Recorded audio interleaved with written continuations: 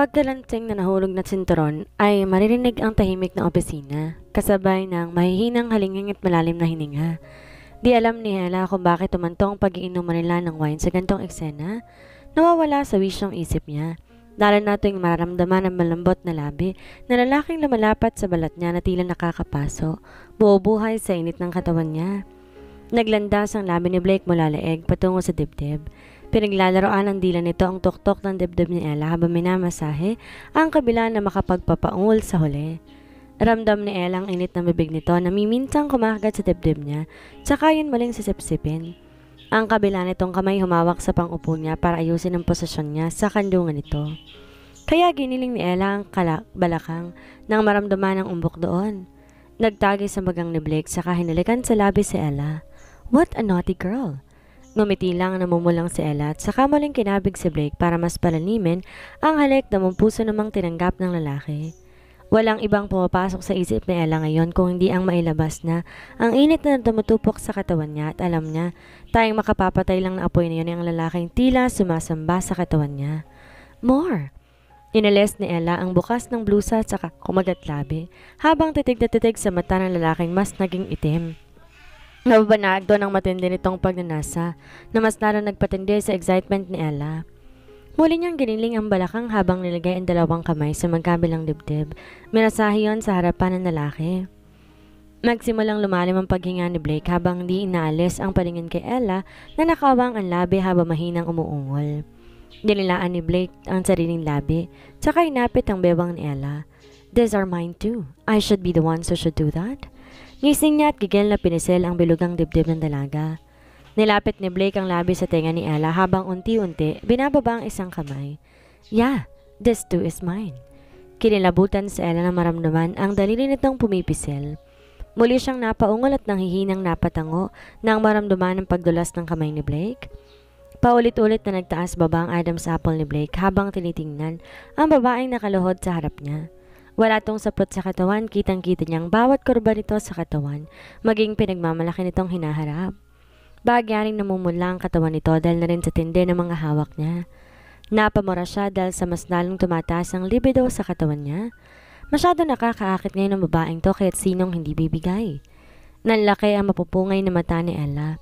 Will that gonna fit in me? Ngumiti si Blake. It already did last time. Satisfied si Ella na makita ang reaksyon ni Blake.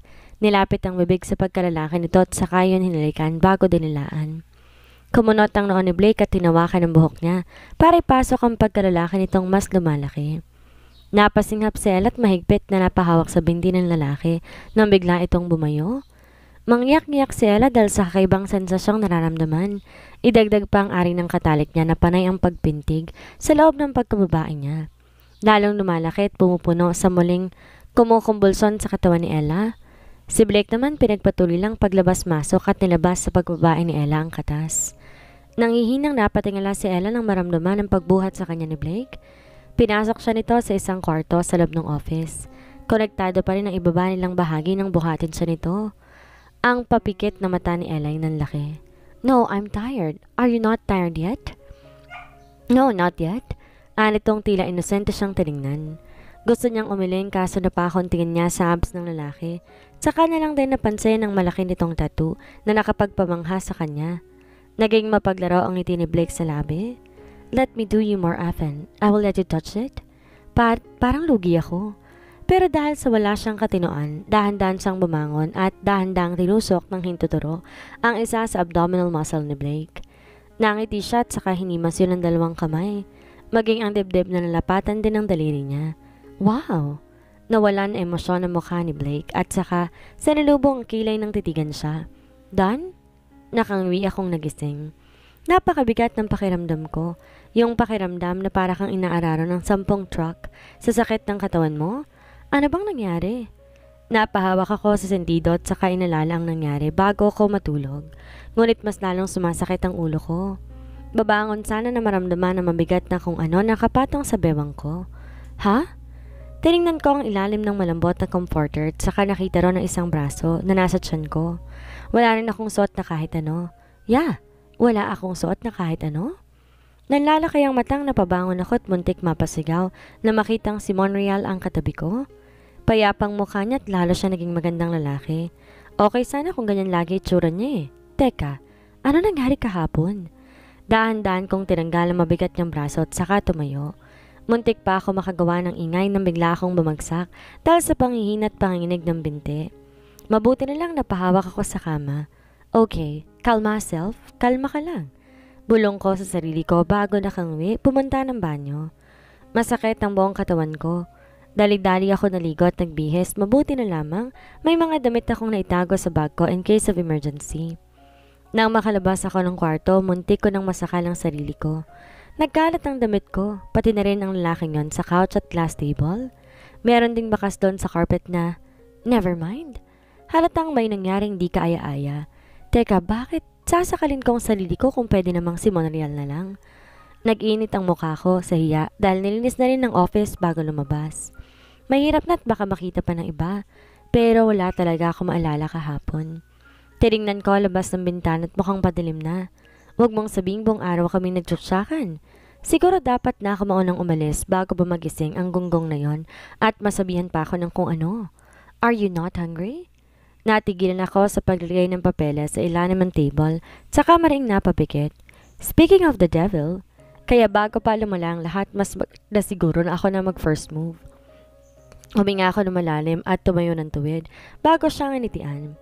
Di ko pinansin ang basa niyang buhok na tinutuyo niya pa at ang nakabukas niyang roba kaya naman makikita roon ang malapad niyang dibdib. This thing would never happen again. I don't know what happened and I don't know why did I do that. I am just sure na hindi ko yun sinadya. Sana hanggang doon na lang yun. Are you hungry? Tila wala lang na anito at saka tumango sa sarili nitong table. Doon kinuhang telepono. Hinabaan ko ang pasensya ko at saka siya nilapitan.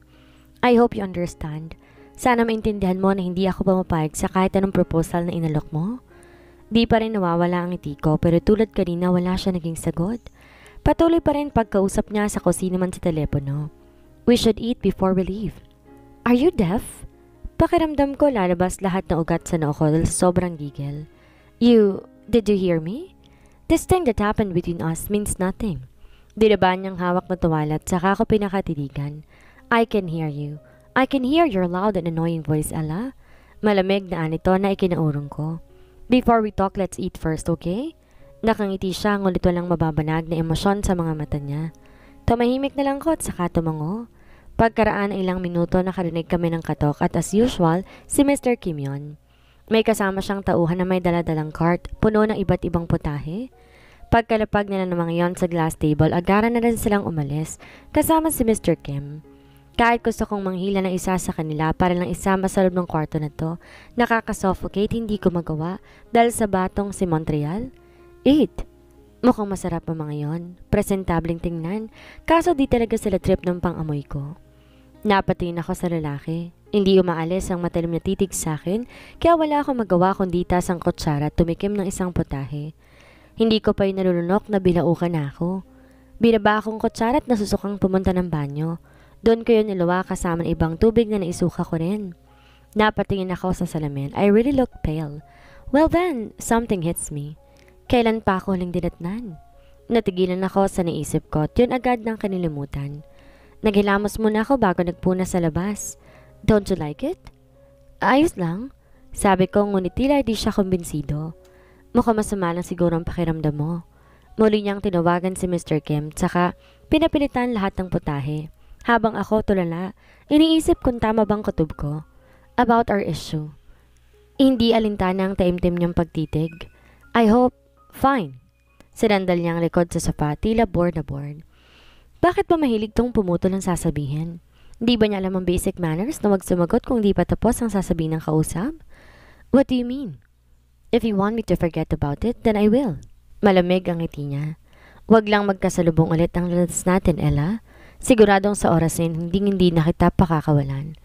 Nangilabot ako sa paraan ng pagtingin niya. Tila yon agila na handang silahin ng pagkain niya. Nangiti ako ng alanganin. Are you telling the truth? Of course. Di ako bumabali ng salitang nabitawan ko na. That's good, but don't worry, I'll still support your family. Dahil kahit papano may pinagsamahan na rin kami ng ama mo. Dahil na rin sa magandang pakikitungo mo sa akin, Miss Ella. Ganon-ganon lang, it's a tie na kami. Wala na akong atraso. Tumaas ang sulok ng labi niya at saka bahagyang pinilig ang ulo bago tumango. That's so fast. Why? Tumaas ang kabilang kilay niya. Do you really want to know the reason why I let you be? Napaisip ako saglit bago mabilis na no. Dahil baka kung ano-ano na namang masasakit na salita ang lumabas sa bibig niya. Siguro dapat magpasalamat na lang ako, hindi ba?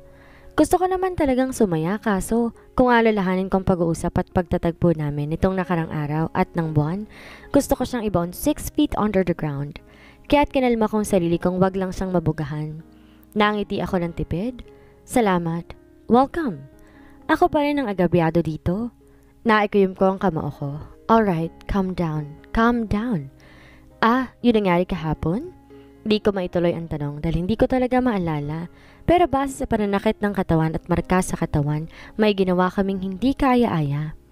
Oh, I enjoyed it. Thank you, Miss Ella. Sumama ang tingin ko sa kanya. That's not what I meant. Gago? Nagiinit ang mukha ko sa pinaghalong galit at hiya nang duruin ko siya.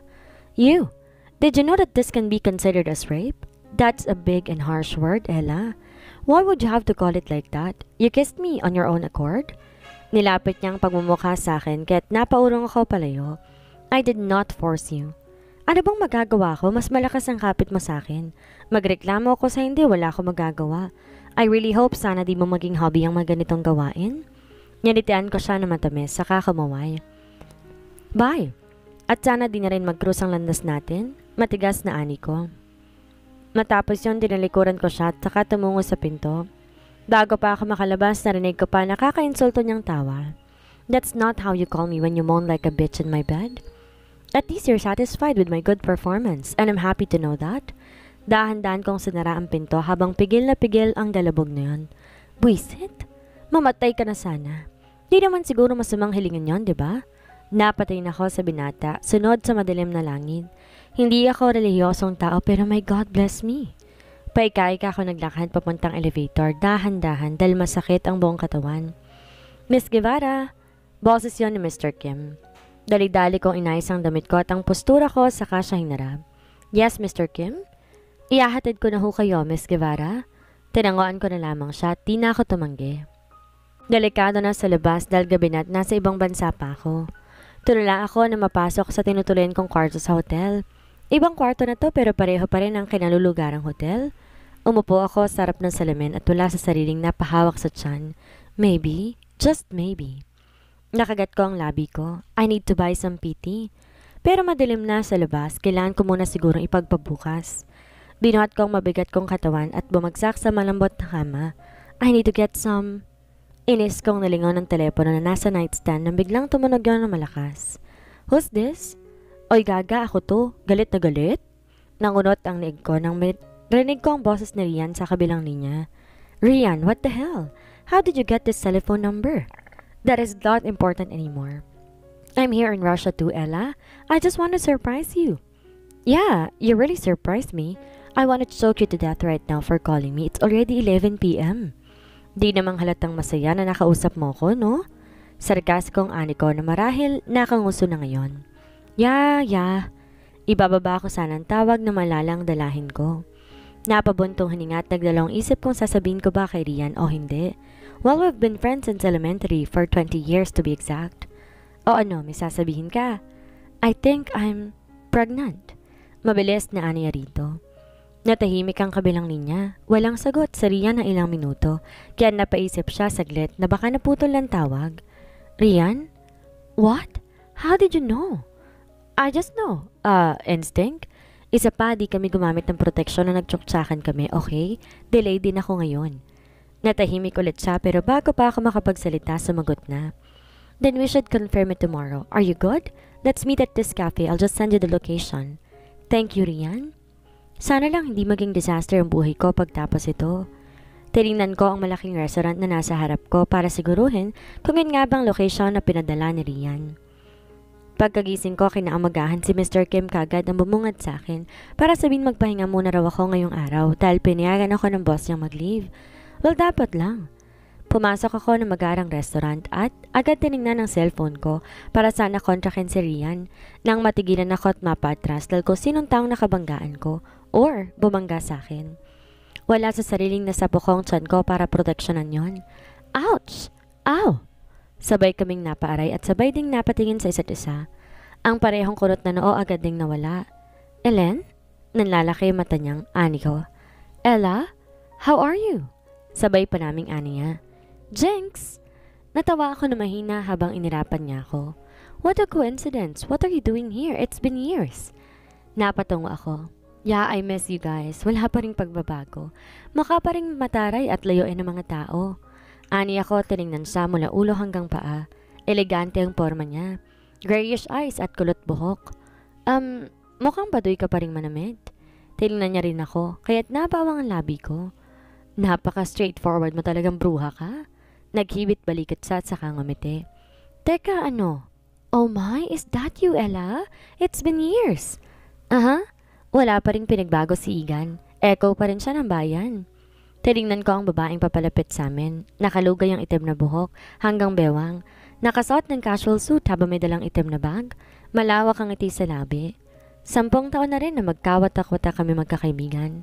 Lumungkot ang mga tigo nang napansin namin ni Igan. Ngayon lang tayo nagkita. Ano nga palang ginagawa mo rito? Business? Sunod na tanong ni Elene kaya tumango ako. Patapos na rin ang gawain ko dito sa Russia. I just need some break at kikitain ko lang si Rian.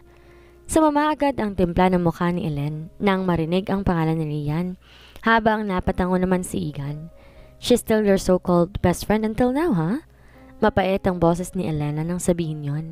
Sabi nila, hindi ka tutuklawin patalikod ng babaeng yon, tulad ng ginawa niya kay Althea. Elena? Babala ni Iga na bahagyang kinurot sa puraso si Elena. Napahawak ako sa nookot sa kanapailing. 10 years ago, something happened between our circle of friends. Bukod sa nagkawatak-watak kami dahil sa iba't ibang tatahaking buhay at landas, nag-away-away din sila.